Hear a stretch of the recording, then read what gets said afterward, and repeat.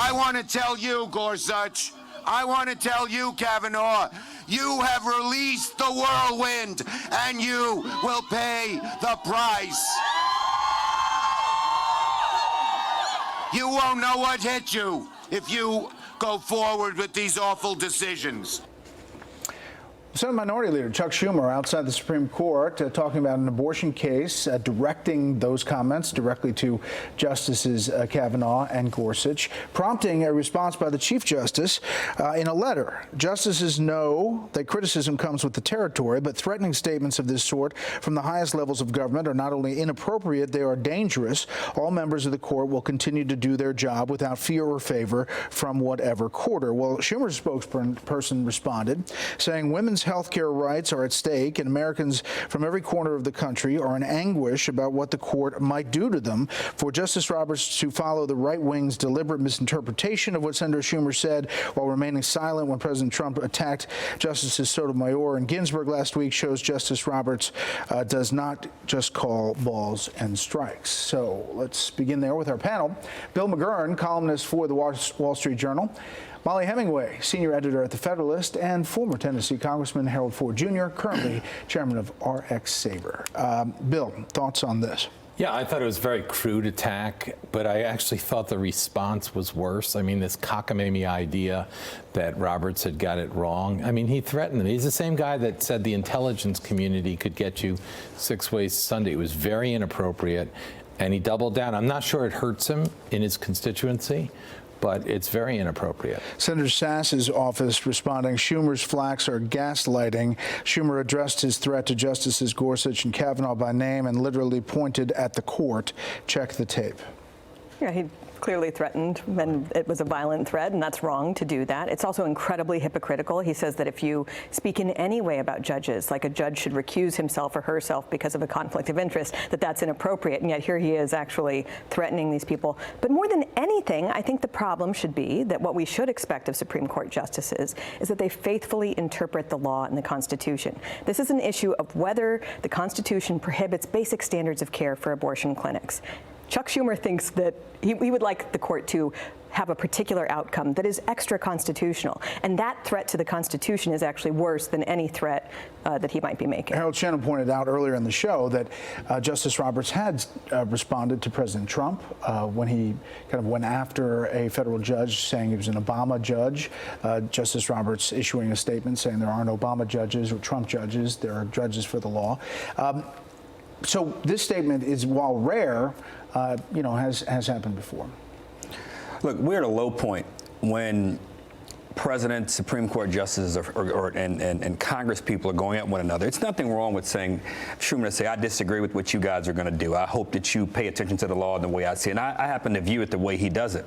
However, you can't incite violence. And one can make the case, whether he meant it or not, he's encouraging a kind of activity. Now, the appropriate thing for young Justin Goodman, the press secretary, would have been, look, he didn't mean that. What he meant was this. But they almost sound like they doubled down on this. And politics, I mean, there's nothing wrong with a little rough politics, but this is not the kind of politics that the American people sign up for. And Democrat or Republican, pro-choice or pro-life. It was wrong of Senator Schumer to say that. I'm glad that Chief Justice shot back, and I hope that if there are times where he's not calling balls and strikes, that Senator Schumer will call the Chief Justice and say, please say something about this. But in fairness, he did say that about the judges when President Trump made his awful statement. All right, let's talk about last night. It looks like a two-man race. We'll see. Take a listen. I'm here to report we are very much alive. We're told, well, when you got to Super Tuesday, it'd be over. Well, it may be over for the other guy. I'm glad to say I endorse Joe Biden, and I hope you will join me in working to make him the next president of the United States. It's what the media has been talking about for months. How do we stop Bernie Sanders? How do we stop a movement of working people and low-income people? How do we stop a multi-generational, multiracial movement which is standing up for justice? And what you do is you get candidates out of the race to rally around Joe Biden. Bernie Sanders still in. Elizabeth Warren assessing her campaign. Mike Bloomberg out. If you look at the delegates, Joe Biden 566 as of tonight. Bernie Sanders 501, 61 for Elizabeth Warren. Biden had a great night. If you could see the Super Tuesday wins by the former vice president. This doesn't even include Maine. Yeah, it does. There you go. It was called Today, but he won Maine. Bill. Yeah. Massachusetts. There's no way around it. No one predicted Joe Biden would do as well. I thought he would win maybe 4 states or something, but he did very well. It's also kind of the perfect storm for him. South Carolina was always going to be his backstop. He had Mr. Clyburn give his endorsement, which counted for a lot. He not only won South Carolina, but he won it big. Then he gave a very vigorous victory speech where he looked good. And then he went into Super Tuesday, the great benefit, without a debate in between where he might embarrass himself. So it was kind of a perfect storm. And it completely flipped. You know, the narrative a week ago, if we were on here, would be saying how the moderates are splitting up the vote and giving it to Bernie. Now it's kind of the progressives maybe doing that. Right. What is Elizabeth Warren thinking, Harold?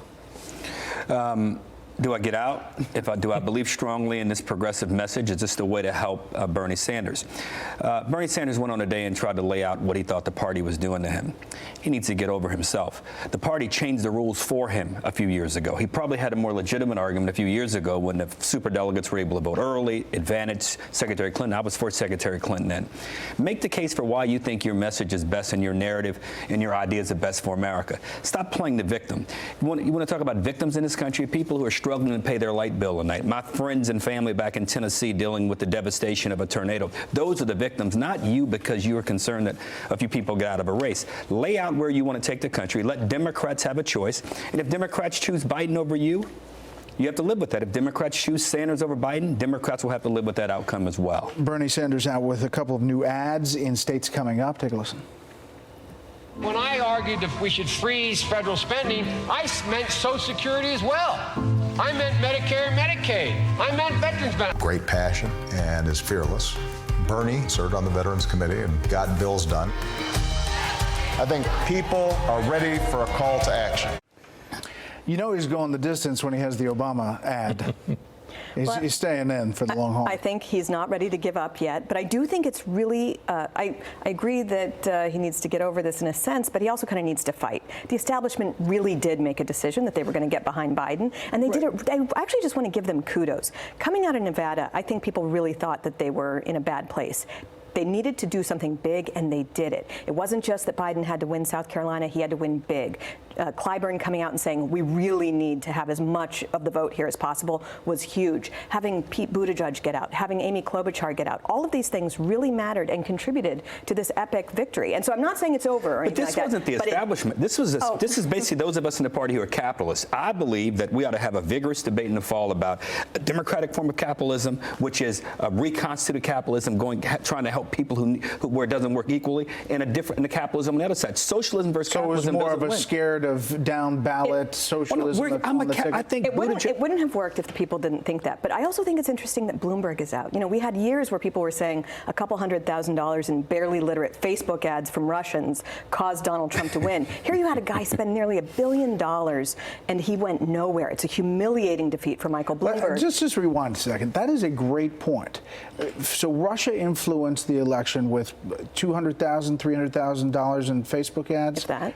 And Mike Bloomberg couldn't get more than 50 delegates with $600 million. And that hurts Bernie Sanders' message, too, because he likes to say the billionaires control everything. Well, here, clearly, Bloomberg having all this money didn't do as much for him as Biden having the media and the establishment behind him did. I would pick media and establishment over But what he's getting upset about is the rigging, talk about, like, the establishment rigging it against Bernie. This is just an election. It's happening, and they're making decisions. Exactly. And if you have better ideas, you will prevail. Look, with Bloomberg, and I like Mayor Bloomberg and was, frankly, in support of him. His challenge was how he performed in the debates. I think people saw these ads and they were looking for something different. And for whatever set of reasons, I thought he did a great job with you the other night down in Virginia. You and Martha, was fantastic. If he'd done that in the debates, we might be having a different conversation. Heck, 5 days ago, Joe Biden's campaign was not only on life support. I mean, we were all just, ready to go to church and say it's going to be over here very soon. Now he's the front runner. But we've got a ways to go. If you're Bernie Sanders, don't be a crybaby. Lay out what you want to do for the country. And if Democrats see fit to support you, they will. But I don't disagree with it. I hadn't thought about the Russia thing like you said. All right, listen, we're going to wrap up. We'll look forward on the election after we come back.